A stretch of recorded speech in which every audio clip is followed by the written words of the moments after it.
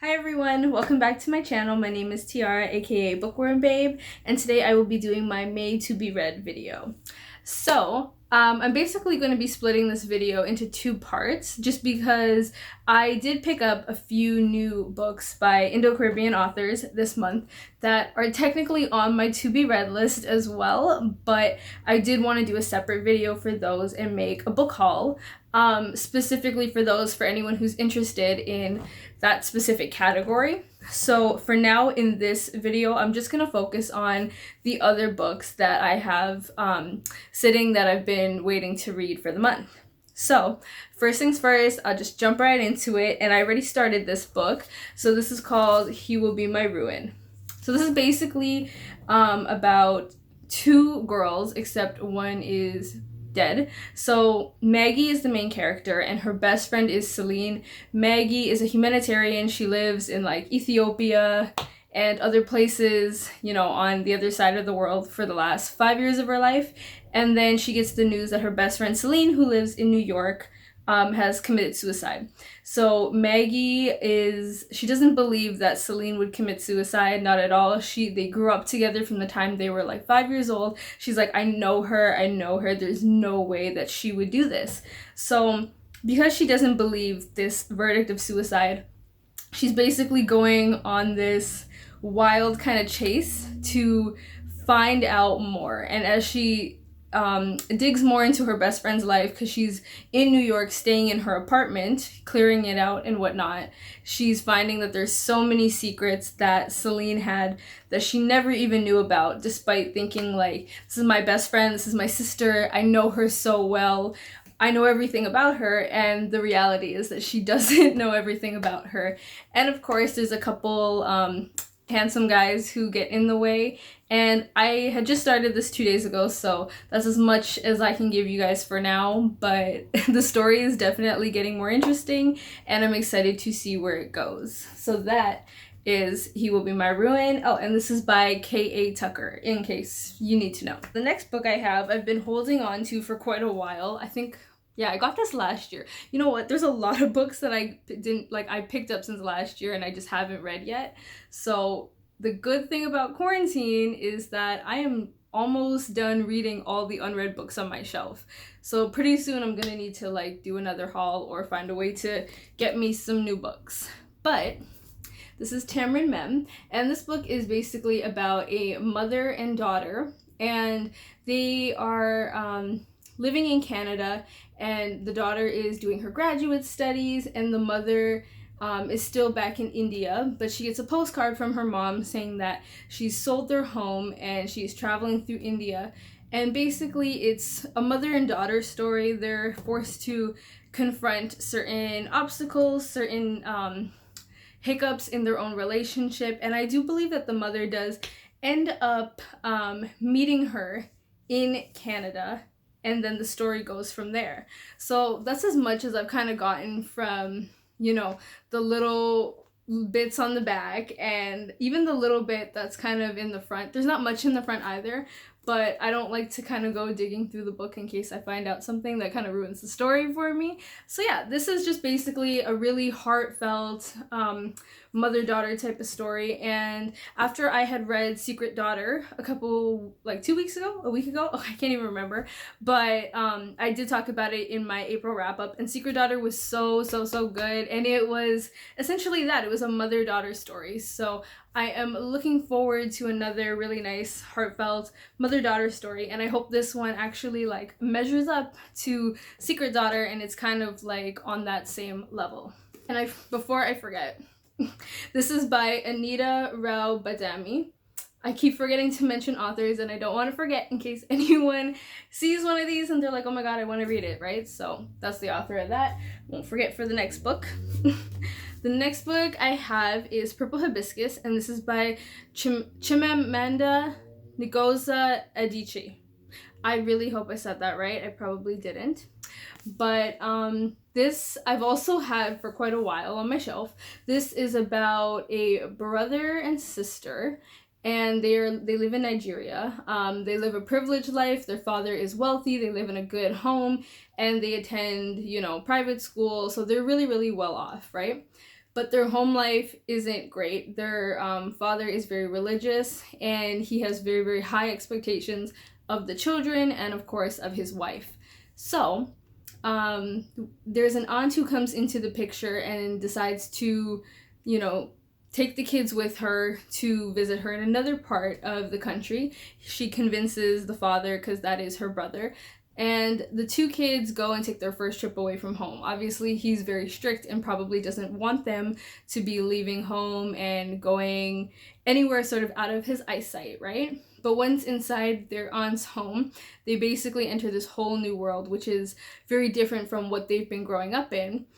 And then when they return home, having experienced this freedom after being with their aunt, the tension in their family escalates. Their father is obviously not happy. He likes to keep a certain control over his family, and they have just escaped that sort of control and that hovering eye.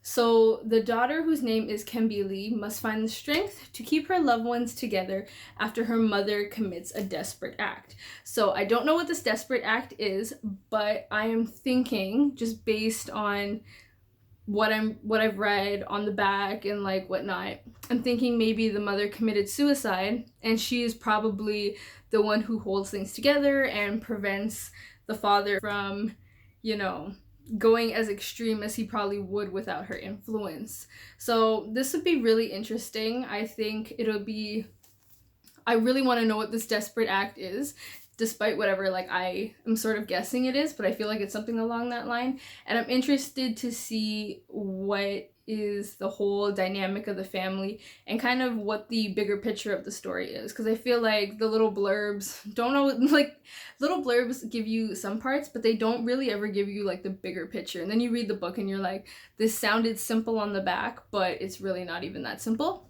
So I'm very excited, and this should be a really good read from what I'm seeing. So let's see, what do I have next? I have The Temple of My Familiar. This is by Alice Walker. So this one, I've had this for a while too. I know, like, honestly, I'm gonna say this a lot because I've had a lot in this month's sort of stack here are books that I have had for quite a few months, probably since like last year in the fall, and I'm only now getting a chance to read them. So this book, it doesn't even really give you like a synopsis at the back, so I'm not even fully sure what this is about. The Temple of My Familiar, so I just had to like look it up because honestly there's nothing on the back and I couldn't even remember really what it was about. So it follows, I think it's like 5 different characters. So one is a musician. He is very disconnected from his life and he's looking to really search down deep and learn more about his past and I suppose his future and that sort.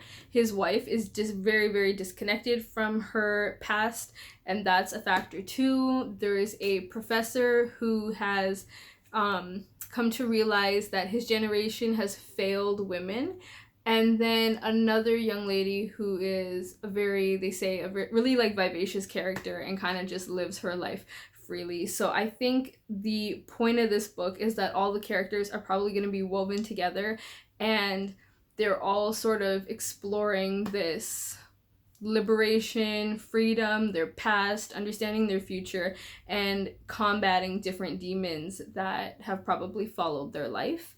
I have always heard really good things about Alice Walker. This is by Alice Walker, in case I didn't mention, but I've always heard really good things about Alice Walker, and I haven't ever read one of her books before, so I'm definitely excited to read this. And now that I've just kind of refreshed my like self on what it's about, because like if you see the back, it's just like quotes from people who have read the book and, you know, like reviewers and stuff. So this sounds really, really good, and truthfully I might just bump this up to be my next read. After I finish He Will Be My Ruin, because so far I'm really liking the sound of this. So next I have Just Mercy, which is by Bryan Stevenson. This movie came out last year, so I know I'm very, very late to this trend, and I think even when I got the book and included it in one of my book hauls, I said the same thing. Like, the movie came out, I haven't seen it, people have already read the book, and I haven't read it yet, so I'm really, really late to this trend, but better late than never, right? So this is about a attorney, a gifted attorney who is helping a man who was wrongfully convicted. He was sentenced to die for a murder he didn't commit, and of course there's a whole entanglement of the characters, different sort of conspiracies, political things that get involved, legal troubles, and this obviously is going to be a very transformational story, and everyone's life changes and all that good stuff after the events that take place here. So because I've been looking at this book for months on my shelf, and I keep thinking like, yo, just read it, because I really want to see the movie, and I love Michael B. Jordan, but I don't want to watch the movie until I read the book. So the book is here, and I am going to read it, and if I don't read it, I'll probably try to read it like really soon. So like if I read The Temple of My Familiar next, I will read Just Mercy after. I'm really trying to like get this read so I can see the movie. So this is on top priority. And then the last book that I have is called Brother, and this is by David Chariandy. So he is an award-winning Canadian author. He's done really well, and I have read one of his books before. So he is what had attracted me to read his other book. It was like a story, or not a story. It was more of like a letter to his daughter. So David Chariandy is Trinidadian, but he is mixed. He's a mix of Indo-Trinidadian and Afro-Trinidadian. So he falls under that Caribbean category, of course, in terms of some of the literature that I especially like to explore. So after I read that book first, I was really excited to pick this up, and this was his, like, one of his biggest novels that he did. So it's about two brothers who are Trinidadian immigrants, and of course they battle against prejudice, low expectations that confront them as young men of Black and brown ancestry. So I feel like this is a bit of a autobiography in a way, and things that he faced as a young man in here in like Canada. And basically they have two different interests. So one is very much into music, right? And then the other one is pursuing a young love, and both of their lives are sort of thrown into like a spiral after a tragic shooting and the police crackdown that follows after in their neighborhood. So this is a heartbreaking and timely story about the profound love that exists between brothers and the senseless loss of lives cut short with the shot of a gun. Definitely going to be a really heartfelt story. It's gonna hit the note on siblings and make you feel probably all, emotional inside and stuff like that. And then of course, I think most of us are familiar with the fact that gun violence goes on all the time, and a lot of its effects are extremely negative, right? Young people die all the time, and it's like you have a whole life ahead of you, and to have it all taken away in one moment is obviously a really crappy thing to happen, and a really big tragedy at that. So this is going to be a really good read. I'm surprised I've delayed it this long, but I will certainly make sure I get to it this month.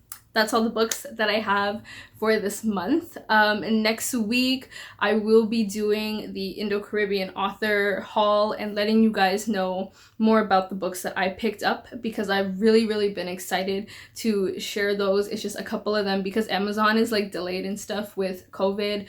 Some of them didn't come in time when I wanted to do the video like last week or the week before, I can't remember. So I had to extend it, and it kind of worked out because I had to do my April wrap up, and I can do my May to be read for you guys today, and then next week we can get to all those new books and I can share those with you, and of course there will be reviews on them and everything down the line. That is it for me today. I hope that you guys enjoyed the video. I hope that you're looking forward to hearing more about these books. Let me know what your reading goals are this month, how everything's been going. Let me know if you've read any of these books, and make sure to give me a thumbs up if you like this video and subscribe. Thank you very much, and I will see you guys next week. Bye!